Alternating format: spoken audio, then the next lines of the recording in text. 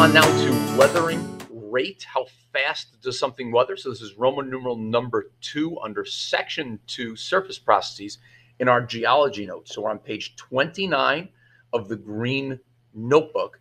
You can see that we're going to be focusing on weathering rate, which is how fast rock can be broken apart. There are 3 factors that affect the weathering rate. The first factor is going to be the surface area. As rocks break apart into smaller pieces, more of that rock is then going to be on the surface. More of that rock is going to be weathered by the water, the acid, by some ice getting into cracks.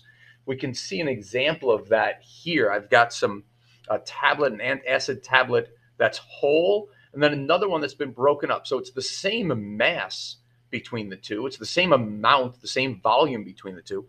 But when I drop them into some water and move them around and wiggle them around, the antacid that was broken into pieces is weathering faster than the other one, than the one that was whole. There's barely any pieces left in there, yet I could still see the whole piece fizzing in there. So the smaller broken pieces weathers faster than the one large piece. It takes a longer time for this one to dissolve. This was broken in pieces. It has a greater surface area.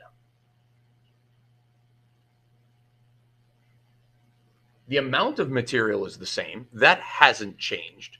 What has changed is the surface area of the material. We could see in our notes